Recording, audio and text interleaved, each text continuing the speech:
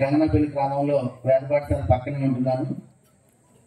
మొన్నటి వరకు గత 40 సంవత్సరాల నుంచి ఇంద్రపాలెం గ్రామ వాసిని. ఈ 2 సంవత్సరాల నుంచి మాత్రం ఇక్కడ గంగనపల్లికి మారడం జరిగింది. అయితే ఇప్పుడు ప్రస్తుతానికి తెలుగుదేశం పార్టీలో నేను సెట్టిపల్లి కార్పొరేషన్ డైరెక్టర్ గా కూడా వర్క్ చేస్తున్నాను. అయితే ఈ రోజు ముఖ్యంగా ఇక్కడ ఈ సమావేశం మీ అందరికీ తెలుసు, పేరబత్తుల రాజశేఖర్ గారు మా అందరితోటి లాస్ట్ టైం ఎలక్షన్ లో ఎమ్మెల్యే టికెట్ ట్రై చేసి మీ అందరికీ సుపరిచితులే. ఇందులో చాలా మందికి ఒకరికి తెలియకపోయినా పేరబత్తుల రాజశేఖర్ గారు ఇప్పుడు ఎమ్మెల్సీగా పోటీ చేస్తున్నారు. కాబట్టి ఆయనకి 1వ నంబర్ ప్రాధాన్యత ఓటును వేసి అత్యధిక మెజార్టీతో గెలిపించాలని, అలాగే కూటమి ప్రభుత్వానికి ఒక సవాలుగా మీరందరూ కూటమి ప్రభుత్వం ఏం చేసింది అనేది మీ అందరికీ తెలుసు. ఇక్కడ ఇంకా కొంతమంది తెలియని వాళ్ళు కూడా ఉండవచ్చు.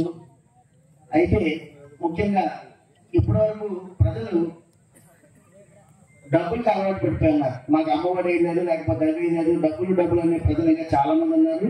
కానీ కూటమి ప్రభుత్వం వచ్చిన తర్వాత 7 లక్షల నుంచి 8 లక్షల కోట్ల వరకు నిధులు తీసుకురావడం జరిగింది. కేంద్రం నుంచి అనేక నిధులు వచ్చినాయి.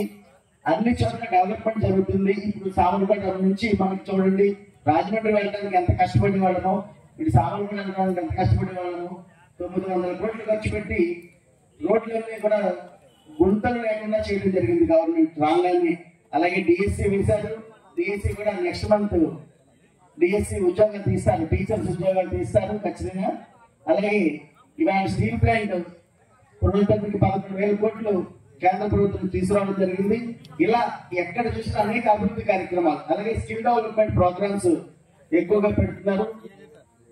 అలాగే ఎడ్యుకేషన్ పరంగా లోకేష్ గారు కూడా ఎంతో వర్క్ చేస్తున్నారు.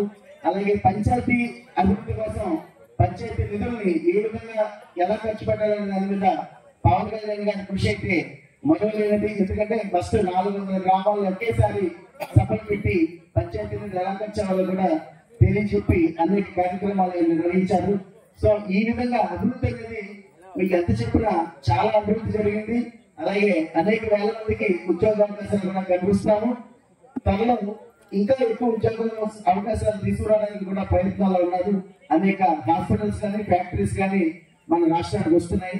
అందుచేత మీరందరూ ఒక్కసారి ఆలోచించి మన పేరబత్తుల రాజశేఖర్ గారిని 1వ నంబర్ ప్రాధాన్యత వేసి అత్యధిక మెజార్టీతో గెలిపించాలని విద్యులైన ఓటర్లందరినీ మరీ ప్రార్థిస్తున్నాము. అలాగే మీ పిల్లలు కానీ మీ పక్కింటి వాళ్ళు కానీ ఎవరైనా ఉంటే, ఎందుకంటే మామూలు ఓటింగ్ అంటే అందరూ మనం వెళ్ళి ఒక స్వస్తి గుర్తుతాం.